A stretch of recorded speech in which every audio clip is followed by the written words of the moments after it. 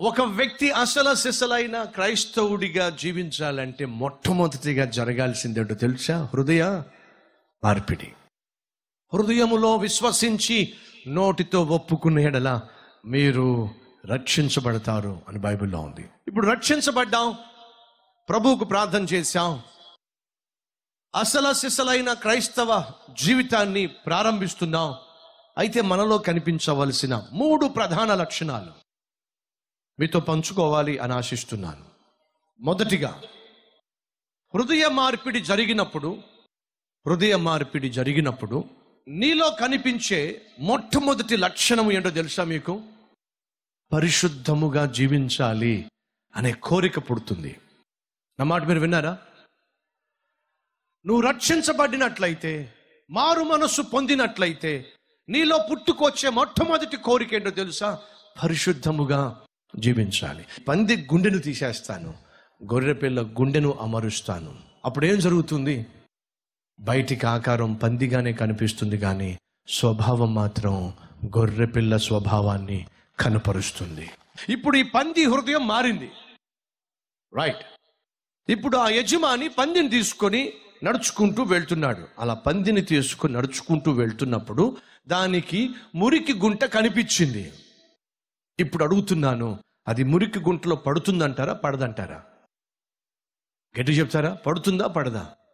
పడదు. ఎందుకు పడదు? పందేగా. వినండి, రూపము పందే గాని మనస్సు మాత్రము గొర్రెపిల్ల మనస్సు.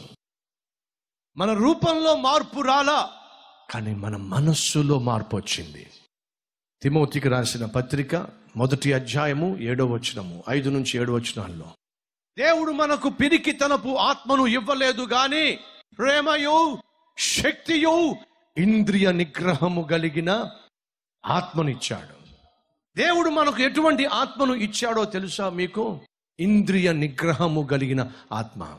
అనగా నీ శరీరాన్ని నువ్వు అదుపులో పెట్టుకోగలుగుతావు, నీ కళ్ళను అదుపులో పెట్టుకోగలుగుతావు, నీ నోటిని అదుపులో పెట్టుకోగలుగుతావు, నీ చెవులను అదుపులో పెట్టుకోగలుగుతావు. నీవు కలిగి ఉన్న ఇంద్రియములను ఒకప్పుడు అదుపులో పెట్టుకోలేకపోయావు. నీ కళ్ళు కంట్రోల్లో ఉండేది కాదు, నీ ఒళ్ళు కంట్రోల్లో ఉండేది కాదు. ఎందుకంటే నువ్వే సైతాను కంట్రోల్లో ఉన్నావు. కానీ ఇప్పుడు క్రీస్తు నీకు విడుదలనిచ్చాడు, సైతాను యొక్క బంధకాల్లో నుంచి నిన్ను విడిపించాడు. ఎప్పుడు? నువ్వు ఈరోజు చేసిన ప్రార్థన దేవుడు విన్నప్పుడు, క్రీస్తును సొంత రక్షకునిగా అంగీకరించినప్పుడు నువ్వు క్రీస్తు కుమారుడిగా, క్రీస్తు కుమార్తెగా మార్పు చెందావు. క్రీస్తు నీ మీద ముద్ర వేశాడు. ఏ ముద్ర? నా కుమారుడు, నా కుమార్తె ముద్ర వేశాడు. ఇక సైతాను నిన్ను ముట్టుకోవడానికి వీలు లేదు. చాలా సందర్భాల్లో ఒక విషయం నన్ను చెప్పనివ్వండి. కొడుకు తన భార్య ఇద్దరు నా దగ్గరికి వచ్చారు. ఆ భార్య అంటుంది, అయ్యా మా డాడీ కోసం ప్రార్థన చేయండి.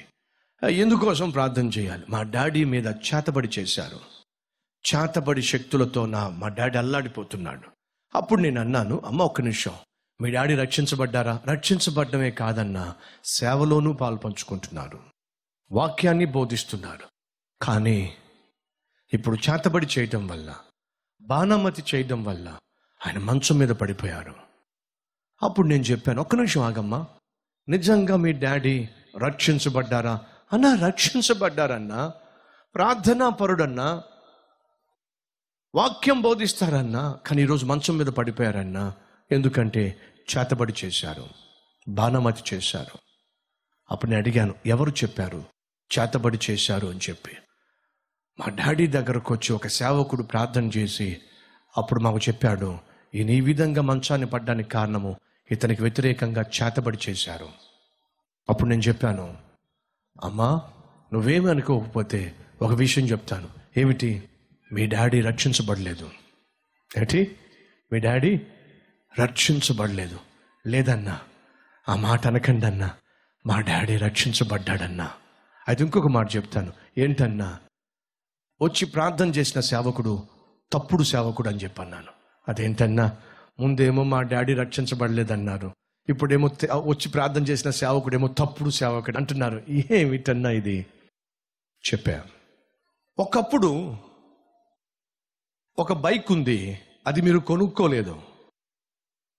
ఆ బైక్ మీద ఎవరో వచ్చి బ్లేడు తీసుకొని సీటు కోస్తున్నారు. ఎవరిదో బైక్ మీద ఒక కుర్రవాడు కూర్చొని సీటు కోస్తున్నాడు. అప్పుడు మీరు వెళ్ళి, రేయ్ పిచ్చా నీకేమైనా, బైక్ మీద నువ్వు కూర్చొని సీట్ అలా కోసేస్తావేంట్రా అని చెప్పి మీరు అడగబోయారు. అప్పుడు ఆ కుర్రోడు అన్నాడు, ఈ బైక్ నీదా అన్నాడు. నాది కాదు. అయితే నీ పని చూసుకో. నువ్వు ఏమన్నాడు? నీ పని నువ్వు చూసుకో. నీది కానప్పుడు నువ్వెందుకు వస్తావు అనవసరంగా, నీ పని నువ్వు చూసుకో అంటాడా? ఖచ్చితంగా అంటాడు. మీరు ఒక బైక్ కొనుక్కున్నారు, ఇప్పుడు ఆ బైక్ మీది. ఎవడో ఒక కుర్రవాడు వెళ్ళి ఆ బైక్ మీద కూర్చొని దాని ఇళ్ళల్లో ఊపుతున్నాడు. ఇప్పుడు మీరు వెళ్ళి, రాయ్ దిగరా కిందకి అని అంటే, ఈ బైక్ మీద నాదే. ఆ మాట విన్న వెంటనే ఆ కుర్రోడు ఏం చేస్తాడు చెప్పండి? గబుక్కుని కింద జంప్ చేస్తాడు. ఎందుకని? ఆ బైకు మీరు కొనుక్కున్నారు. వినండి, ఒకప్పుడు మనము మన జీవితాల్లో సైతాను చేతిలో ఉన్నప్పుడు వాడు మనల్ని ఇష్టం వచ్చినట్టుగా కోసి పడేశాడు, ఇష్టం వచ్చినట్టుగా పాడు చేసి పడేశాడు. దేవుడు వచ్చి ఎందుకలా పాడు చేస్తున్నావు అని అంటే సైతాన్ ఏమన్నాడు తెలుసా? వీడు నువ్వు కొనుక్కున్నావా? వీడు నీవాడా? నువ్వు కావాలని ఎప్పుడైనా అడిగాడా? అడగలా. వీడు నావాడు, నేను చెప్పిన మాట వినేవాడు, నాకు బానిస. సైతాను అన్నప్పుడు దేవుని దగ్గర జవాబు లేదు. కానీ ఎప్పుడైతే ప్రభువా ఈ సైతానుగాడు నా జీవితాన్ని నాశనం చేసి పడేశాడు, నన్ను నా పాపములను క్షమించు, నన్ను నీ కుమారునిగా అంగీకరించు అని ప్రభు యొక్క శరణు కోరినప్పుడు, మీకు శరణం అంటే తెలుసా? మీకు చిన్నప్పుడు మనం ఏదైనా చిన్న తప్పు చేసామనుకోండి, ఎవడైనా వచ్చి మనల్ని కొట్టబోతున్నాడు అనుకోండి, మనకంటే కొంచెం బలంగా వాడి దగ్గరికి వెళ్ళి గబగబా వెళ్ళి వాడి వెనక్కి వెళ్ళి దాక్కుని, నువ్వు నాకు శరణం రా, నువ్వు నాకు శరణం అని చెప్పంటే, కొట్టడానికి వచ్చిన వాడికి ముందుకి ఈ పెద్ద అతను వెళ్తాడు. ఆగు, ఏమిటి? వాడు తప్పు చేశాడు కానీ ఇప్పుడు వాడు నన్ను శరణు కోరాడు, ఆగో, వాడిని ముట్టుకోవడానికి వీల్లేదు, ముందు నాతో మాట్లాడు. ఈ గేమ్ ఎప్పుడైనా ఆడారా మీరు? ఈ రోజుల్లో అన్ని ఇంటర్నెట్ గేమ్లేగా, సెల్ ఫోన్లో గేములేగా. ఇలాంటి అర్థవంతమైనటువంటి గేములు ఆడే టైం ఎక్కడుంది? నువ్వు ఎప్పుడైతే యేసుక్రీస్తు వెనక్కి వచ్చి ప్రభువా నువ్వే నా శరణము అని అంటావో, యేసుక్రీస్తు నీకు సైతానుకు మధ్య అడ్డుగా వస్తాడు. ఆగో, ఇప్పటి వరకు నీకు బానిసగా ఉన్నాడు కానీ ఇప్పుడు నన్ను శరణు కోరాడు, నా శరణు కోరిన వాడిని ముట్టుకోవడానికి వీల్లేదు. నన్ను శరణు కోరాడు, నా రక్షణ కోరాడు, నా క్షమాపణ కోరాడు, కాబట్టి నేను తనను నా రక్తములో కడిగి శుద్ధి చేసేసాను. ఇప్పుడు అతడు నా సొత్తు. ఎప్పుడైతే నువ్వు క్రీస్తు యొక్క క్షమాపణ కోరుకుంటావో, శరణు కోరుకుంటావో, సైతాను నీ దగ్గరికి డైరెక్ట్గా వచ్చే ఛాన్స్ లేదు. అంటే కోడిపెట్ట పొదిగి పిల్లలను చేసిన తర్వాత మీకు తెలుసో లేదో, ఆ పిల్లలన్నీ రెక్కల చోటనే ఉంటాయి. గద్ద ఎదురు చూస్తూ ఉంటుంది. ఈ కోడి పిల్లలు ఎప్పటి వరకు సురక్షితంగా ఉంటాయో తెలుసా? తల్లి పంచలో, తల్లి రెక్కల చాటున ఉన్నంత వరకు ఏ గద్ద కూడా ముట్టుకునే ఛాన్స్ ఉండదు. కానీ ఆ పిల్లల్లో ఒక పిల్ల కనిపించింది. ఎందుకంట అస్తమాను రెక్కల కిందే ఉండాలి? నాకు స్వేచ్ఛ లేదా? నేను తిరగకూడదా? నేను బయటికి వెళ్ళకూడదా? అస్తమాను మమ్మీ యొక్క రెక్కల కిందే నేను ఉండాలా? ఎందుకు ఉండాలి? నాకు స్వాతంత్రం లేదా? నాకు స్వేచ్ఛ లేదా? ఎప్పుడు ఇక్కడే పడి ఉండాలా? వెళ్తున్నా అని చెప్పి బయటకు వచ్చింది. అంతే, ఇమీడియట్గా గాల్లోకి వెళ్ళిపోయింది. ఇదేంటి పైకి వెళ్ళిపోతున్నాను? పైకి వెళ్తా, పట్టుకెళ్తుంది. ఏది పట్టుకెళ్తుంది? ఎప్పటి నుంచో కాచు కూర్చుంది పాపం. అర్థమైందా? మనం రక్షించబడిన తర్వాత దేవుని హస్తపు నీడలో ఉన్నంత వరకు సైతాను మనల్ని ముట్టడు. అందుకే ప్రభు సెలవిచ్చాడు, అపవాదికి చోటు ఇవ్వకండి. బస్సులో మనం చోటు ఇస్తాం కదా, ఇస్తామా? ఇవ్వా? లేదండి, బస్సులో నేను కూర్చుంటే మొత్తం సీట్ అంతా ఆక్రమిస్తానండి, పక్కన ఎవడో కూర్చోకుండా కర్చీఫ్ కూడా వేస్తానండి. ఈ బుద్ధులు మానేసేయండి. మనం బస్సులో కూర్చున్నప్పుడు పెద్దవారిని ఎవరైనా చూసినా, మనకి ఇష్టమైన వారు ఎవరైనా కనిపించినా ఏం చేస్తాం చెప్పండి? కొంచెం జరిగి చోటిస్తాం. మీరు చోటు ఇవ్వకుండా ఎవరైనా కూర్చోగలరా చెప్పండి? మీరు చోటు ఇవ్వకుండా ఎవ్వరూ కూర్చోలేరు, ఎవరికీ సాధ్యం కాదు. నువ్వు చోటు ఇవ్వకుండా సైతాను కూడా నీ పక్కకు రాలేడు. ఈరోజు సైతాను ఒకవేళ నీ జీవితంతో ఆటలాడుకుంటున్నా, దానికి కారణం ఏమిటయ్యా అంటే, నువ్వు క్రీస్తును విడిచిపెట్టి వాడు ఉన్నటువంటి ఏరియాకు వెళ్ళావు కాబట్టి, క్రీస్తు యొక్క పరిధిలో నుంచి నువ్వు దాటి బయటికి వెళ్ళావు కాబట్టి సైతాన్ని నిన్ను ఎత్తుకుపోతాడు. అదే అడిగాను, అమ్మా మీ డాడీ యేసును సొంత రక్షకునిగా అంగీకరించాడా? అంగీకరించాడన్నా.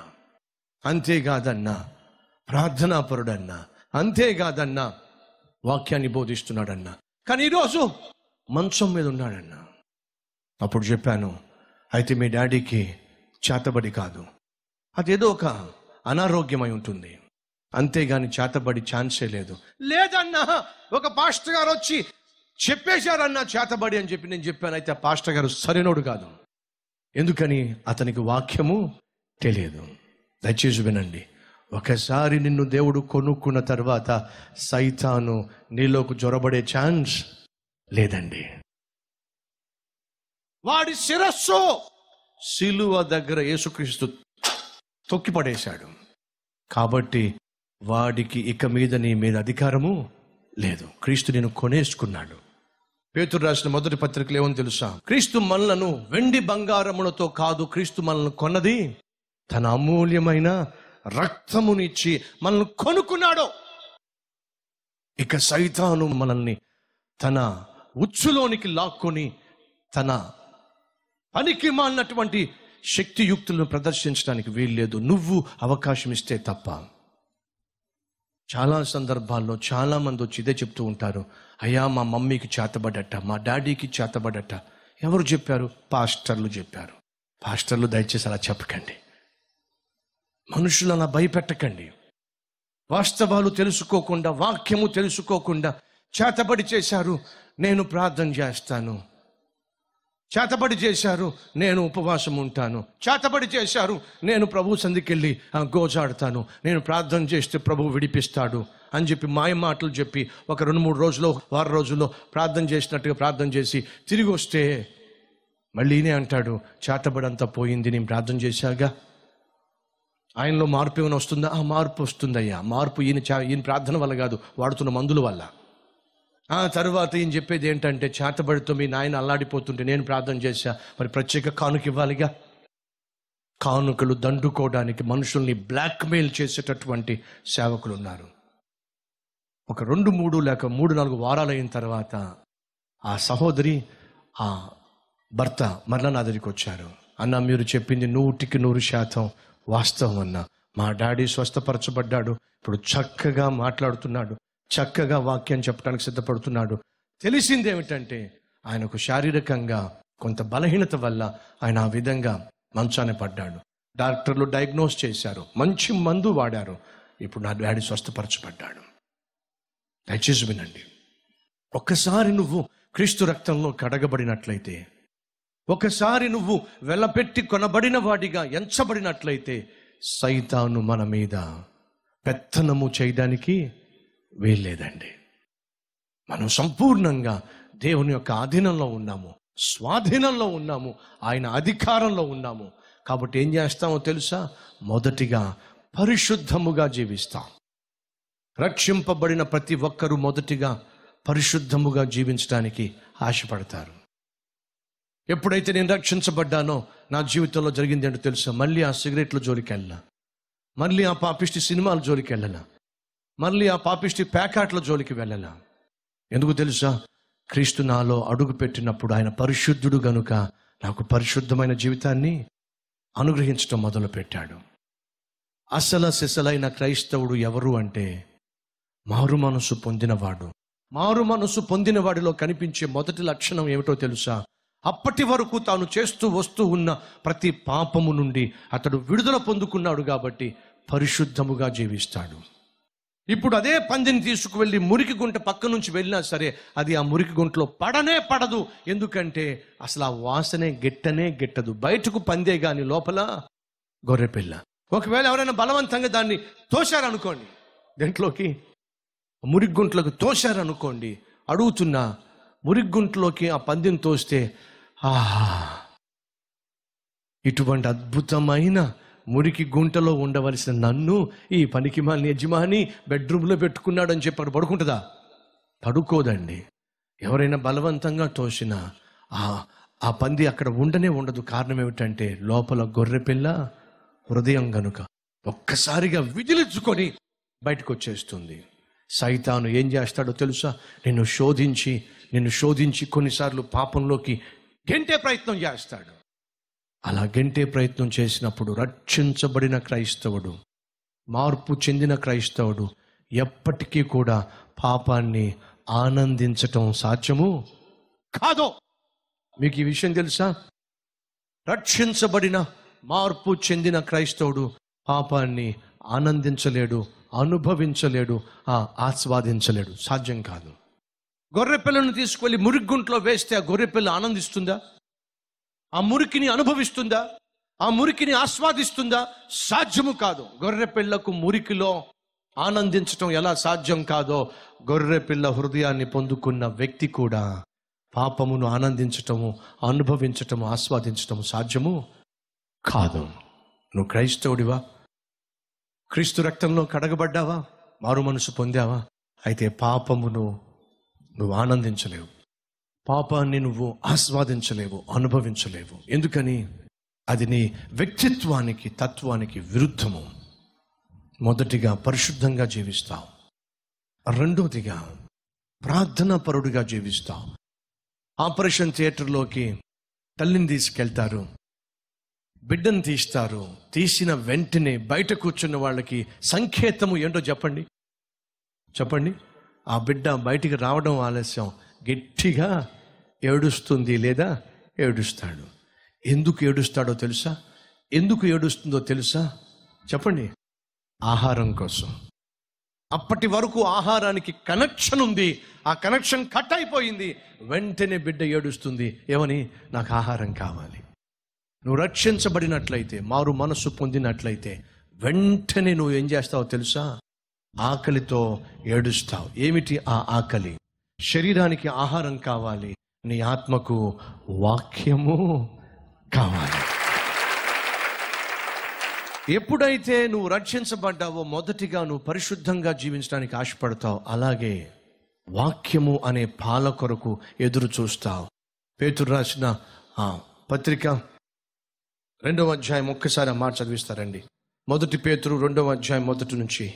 ప్రభువు దయాళుడని మీరు రుచి చూచి ఉన్న ఎడల సమస్తమైన దుష్టత్వమును, సమస్తమైన కపటమును, వేషధారణను, అసూయను, సమస్త దూషణ మాట. వింటున్నారా?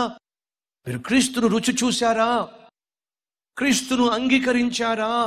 అయితే వినండి, మీలో ఇవి కనిపించడానికి వీల్లేదు. ఏమి కనిపించకూడదట? మీరు ఆయనను రుచి చూచి ఉన్న ఎడల సమస్తమైన దుష్టత్వము, సమస్తమైన కపటము, వేషధారణ, అసూయ, సమస్త దూషణ మాటలను మాని. ఇవి మీలో కనిపించడానికి వీల్లేదు. నోటిలో నుంచి కపటమైనటువంటి మాటలు కానీ, దూషణ మాటలు కానీ, వేషధారణ కానీ, నటించటం కానీ, దుష్టత్వం కానీ, దుష్ట తలంపులు కానీ, క్రియలు కానీ ఇక మనలో కనిపించడానికి వీల్లేదు. క్రొత్తగా జన్మించిన శిశువును పోలిన వారై వాక్యము అనే పాలను అపేక్షించుడి. ఏం అపేక్షిస్తామట? పాలను అపేక్షిస్తాం. బిడ్డ పుట్టిన వెంటనే దేనిని అపేక్షిస్తుంది? తల్లి ఇచ్చు పాలను. అనగా మనం రక్షించబడ్డాము అంటే మొదటిగా మనం దేవుని యొక్క సన్నిధి కొరకు, ప్రార్థన కొరకు, దేవుని సన్నిధిని అనుభవించుట కొరకు ఆశిస్తాం. 2, ఆయన వాక్యమును ప్రేమిస్తాం. చంటి పిల్ల రోడ్డు పక్కన ఫుట్పాత్ మీద ఉంది. ఓహో ఏడుస్తుంది.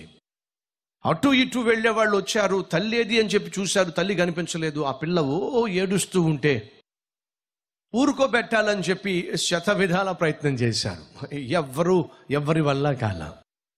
లాలించారు, జోలపాట పాడారు, కీలతో శబ్దాలు చేశారు, ఒకటి కాదు అన్నీ చేశారు. ఆ పిల్ల మాత్రం ఏడు పాపల ఏడుస్తూ ఉంది, గీ పెడతా ఉంది. ఈ లోపట తల్లి పరుగున వచ్చింది. 10 మంది కలిసి ఊరుకోబెట్టలేకపోయారండి. కానీ తల్లి పరుగున వచ్చి ఆ బిడ్డను తన చేతుల్లో తీసుకొని ఒళ్ళో పెట్టుకుందండి. పిల్ల ఏడుపు ఆపేసిందండి. కారణం చెప్పండి. పిల్లకు అర్థమైంది, ఇప్పుడు నేను తల్లి ఒడిలోకి వచ్చాను. ఆ తల్లి ఒడి పిల్ల ఏడుపును ఆపేసింది. దయచేసి వినండి. నువ్వు నేను దేవుని చేత సృష్టించబడ్డాం. గనుక ఆ దేవుని యొక్క ఒడిలోకి మనం వచ్చేంత వరకు మన ఏడుపు ఆగదు. మనకు పట్టిన శని విడిచిపెట్టదు. మన దరిద్రం మనల్ని వదిలిపెట్టదు. ఈరోజు నువ్వు ఏడుస్తున్నావు, కన్నీళ్లు గారుస్తున్నావు, విలపిస్తున్నావు, అల్లాడిపోతున్నావు, తల్లడిల్లిపోతున్నావు. దీనంతటికి కారణం తెలుసా? నువ్వు దేవుని ఒడి చేరలేదు కాబట్టి. ఈరోజు కొన్ని వేల మంది నాకు యేసు కావాలి అని ప్రార్థన చేశారు. అయితే నువ్వు దేనికోసం ఏడవాలి? ఆయన ఒడి కోసం ఏడవాలి, అనగా ఆయన సన్నిధి కోసం ఏడవాలి, అనగా ప్రార్థన చేయటానికి సమయాన్ని కేటాయించాలి. మీకు తెలుసా అండి, నేను ఎప్పుడైతే రక్షించబడ్డానో, మారు మనసు పొందానో, నేను చేసిన మొదటి పని అండి తెలుసా? స్కూల్ అయిపోవడం ఆలస్యం అండి, పొలాల్లోకి వెళ్ళిపోయేవాడిని. ఎప్పుడు 12 సంవత్సరాల వయసులో ఆ పొలాల్లోకి వెళ్ళిపోయి చెట్టుల కింద మోకాల మీద పడి ఏం ప్రార్థన చేశానో తెలియదు, కానీ ఎంతసేపు ప్రార్థన చేసేవాడినో. ఆ పొలంలో పనిచేసేవాళ్ళు నన్ను వింతగా చూసేవాళ్ళు. పాపం కుర్రోడు ఎంత అల్లరి చిల్లరగా ఉండేవాడు, ఎంత హుషారుగా ఉండేవాడు.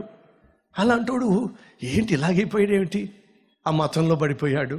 అప్పటి నుంచి ఎప్పుడు చూసినా ఆ బైబిలే పట్టుకుంటున్నాడు, ఎప్పుడు చూసినా ప్రార్థనే చేస్తున్నాడు. 12 సంవత్సరాల వయసులో ఒక చిన్న పిల్లవాడిగా బైబిల్ పట్టుకొని పొలాల్లోకి వెళ్ళి ఒంటరిగా ఏదో ఒక చెట్టు కింద కూర్చొని మోకరించి ప్రార్థన చేసేవాడిని. మోకరించి ఆ బైబిల్ తెరిచి చదువుతూ ఉండేవాడిని. ఎవరు నేర్పించారండి నాకు ఇది? నాకెవరూ నేర్పించలేదండి.